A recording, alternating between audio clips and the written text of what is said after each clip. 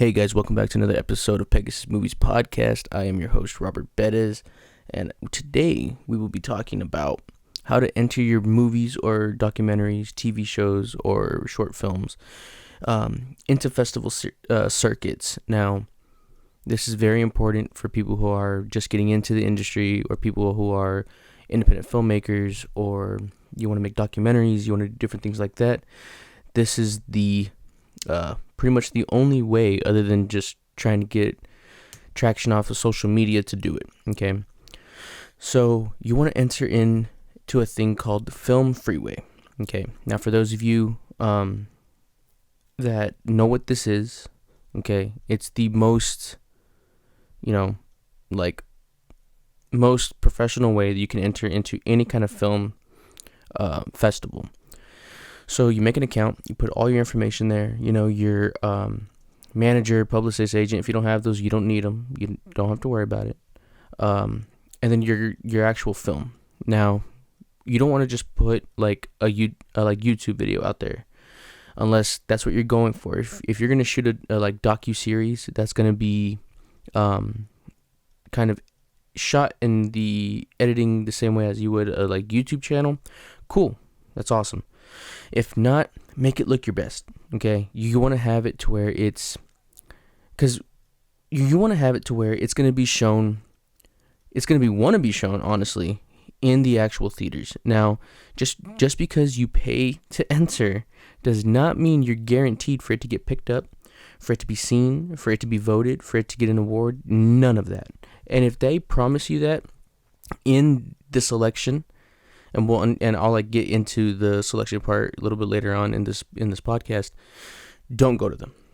Anyway, you make your film, your docuseries, your documentary episodes, whatever it is, and then you go into Film Freeway. Okay, just really pay attention to what you're entering. Okay, you do have to pay to enter.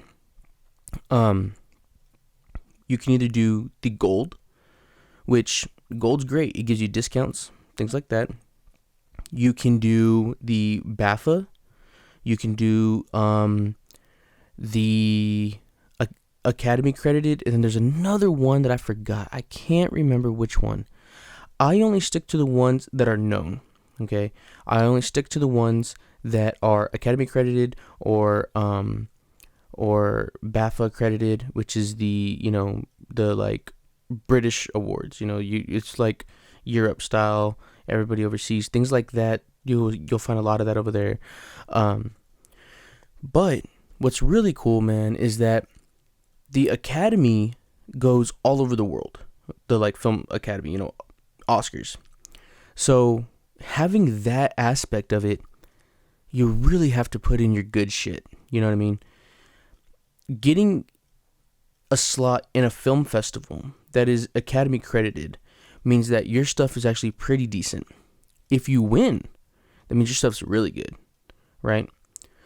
So the way that you go about obviously making it to the Oscars is, one, you have to win an Academy accredited festival. That's the only way, unless you are Ron Howard or Steven Spielberg or Jon Favreau, where your stuff is just blowing up, it's getting huge, it's getting recognition, it's winning awards on the outside of festivals like Rotten Tomatoes, all that thing, then your stuff is allowed to be in there on just a different level. Now, nothing wrong with that. Everybody has their different journeys. For me, I like to do a lot of independent work right now. Now, I do work with other studios and stuff, but I like to do a lot of independent work because I know what my vision is. I know how I want it written, how I want it shot, how I want to do the editing, all that kind of stuff. I already know the festivals that I'm going to enter in a year in advance before making a certain project.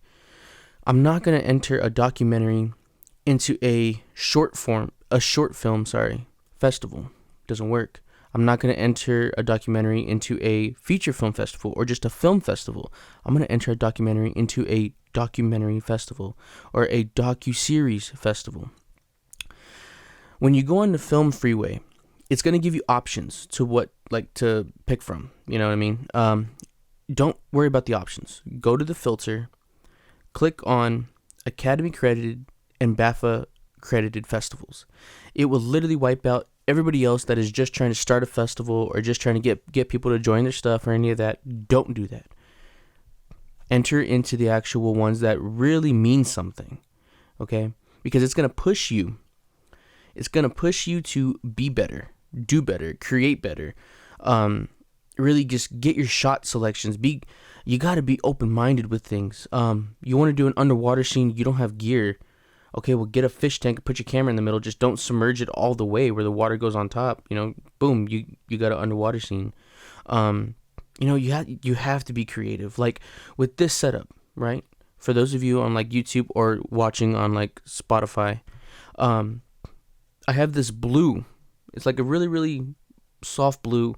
I got this light red and this dark red, but behind me, right? What you don't see, and I'll make a video on my actual YouTube channel on behind the scenes of filming this, is in front of me here is a laptop with a desk full of shit, right? Knobs, everything to get this audio going. What you here, I have a huge, what are they? I can't find it right now, but I have a huge GVM light, right? I have this blue, as you can see that? See that difference? I have it high, but I have a diffuser in front of it to make it look like it's a softbox.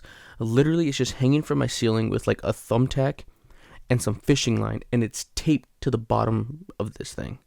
Back here, it's two different wands with the same red, just at different levels of like intensity. Because this is high, this is like a low red bouncing off of this white. As where back here, it's more of a darker grayish blue, so it gives it that different like feel. But it works because back here it has all my equipment. Here it's notes and like projects, so it works. So you have to be creative with how you do things. Now, the film Freeway community will definitely help you. I'm gonna give you some golden advice that I was given when I was just getting into the industry. Never make a short film that you know for sure is gonna fail, right? Maybe it's an idea. Make it, don't put it out. Your image is everything, and your first stuff has to be your good stuff, but not your best stuff. You want it to be where they're asking you, this is great, but what's your first stuff? And when you say this is my first stuff, they're gonna go, perfect. I want to work with you, because that means that this was good and this is your first stuff. Well, let's see what happens when you're in a room of writers, a room of creators. It's pretty good, you know. I always say it when I made Stratum. People ask me, "What was your first stuff? Let me see your first stuff." That is my first stuff. That means that I'm just gonna grow from there. And if you don't grow, well, then obviously filmmaking isn't for you. If you're just stuck in a certain, mindset, there's only so many times you can use the same camera pull or pan or fade out or fade in or drone shot. There's only so much. You have to be creative with everything. So make sure your stuff is good. Never sacrifice your story to fit a short film's timeline. Okay? If you have a 30-minute short film, keep it 30 minutes. Okay? But if you can get a movie out in 10 to 12 minutes, a short film, then you have a higher chance of it getting picked up and put it into a festival than anybody else. Why? Because they want to fill your seats. Would they rather have a 30-minute film or 3 10-minute films? The more films, the more people in the seats, the more money they make.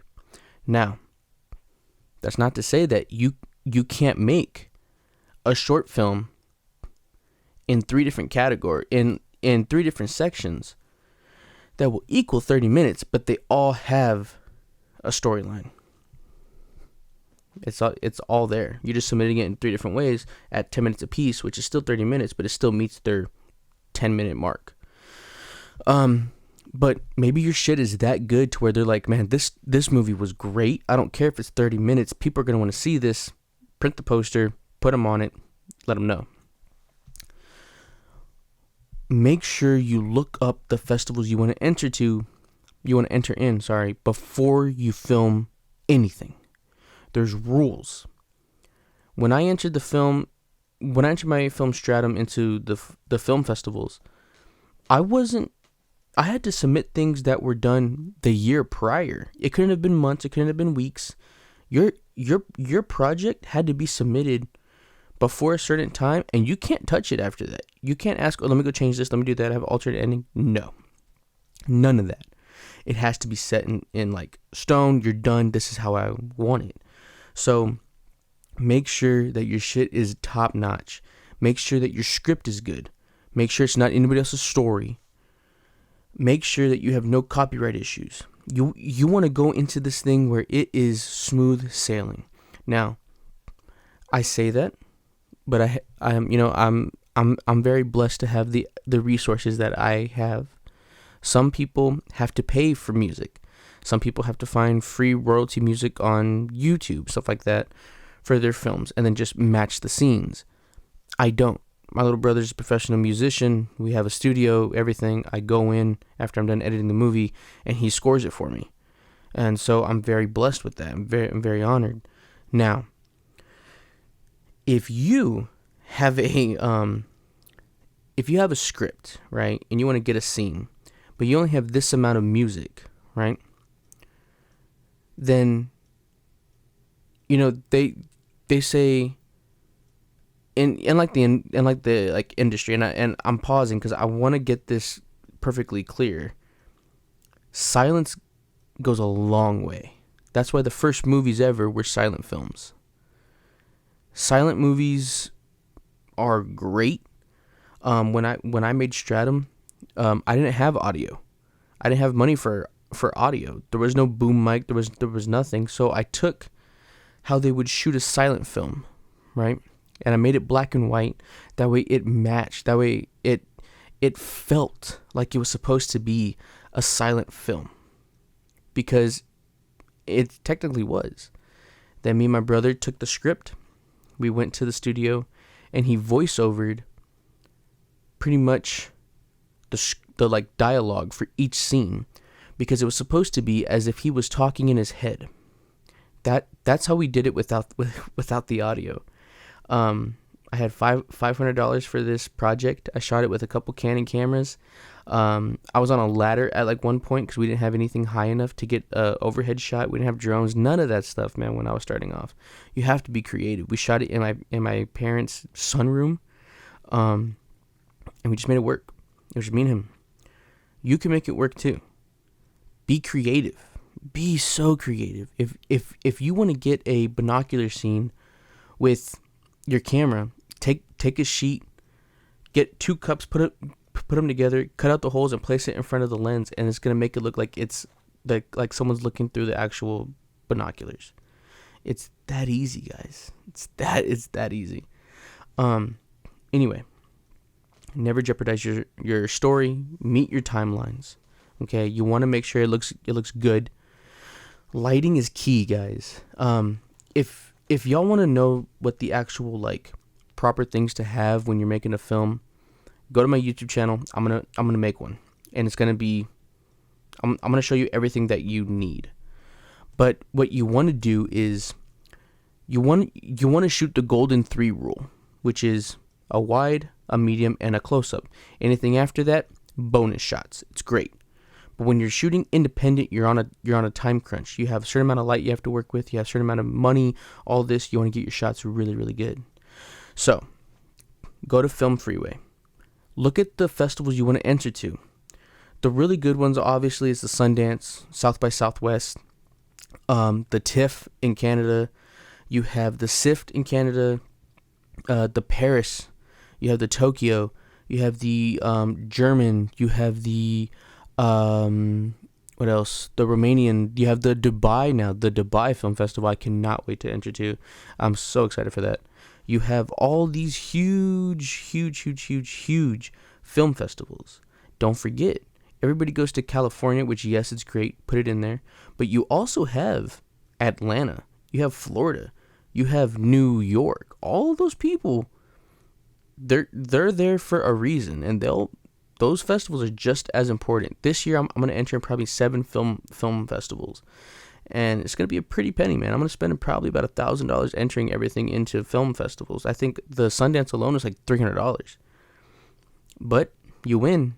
It helps you get to the Oscars. I wanted to come on here and show you, or just actually tell you, for those of you that are just listening, how to submit. Okay, so let's just break it down. Filmfreeway.com. Make an account. Look at the festivals you want to look at, the ones you want to enter to. Figure out your budget, how much you can work with. If you only have room for one festival, make sure it's a good festival that will give you an award plus a prize. Now, you can also get the IMDb awards, which means it'll give you a credit on your IMDb account. That's the most important thing you can have. Tomorrow's episode, we will actually be talking about that. We'll be talking about the IMDb and how to get one, as well as what it does for you. So if you want to tune into that one, now those are really good credits, because it's going to help you get in touch with agents, publicists, managers, studios, all that stuff. Figure out what you like. Make your script and your story off of that. Figure out your deadline. Figure out your rules. Figure out your budget, your characters, your actors, all that stuff. Make sure it's set. Go in there. Make your film. And go make history, guys. It's supposed to be fun. It's not about to be like, we got to do this, I want to win. No, have fun with it. Because 99% of the time, you're not going to win your first film festival. I was blessed enough to get as far as I did with my first film. But now, my second film needs to be 20 times better, 100 times better, 1,000 times better. Why? Because now people are looking at me. So just make sure you're having fun with it, and make sure that your story gets told in that timeline. Because no matter what, the story cannot be jeopardized, because it won't make sense. If y'all have any questions, for those of you on YouTube, just drop them in the comments below. For those of you on Spotify, message me on all my social media at Pegasus Movies, and I can answer any questions, or just my email at pegasusmovies@gmail.com. For those of you that can see, I'm wearing my new Pegasus merch. Just to do a quick plug here. We got t-shirts, everything about to come out. So if y'all want to get on the emailing list, I'll drop you. The first 50 people will get a free gift, as well as a discount code. 100% cotton, feels great. It's actually in the material. It's not an iron-on. It's awesome. So, thank you so much. I'm Robert Bettis. This is Pegasus Movies. Bye.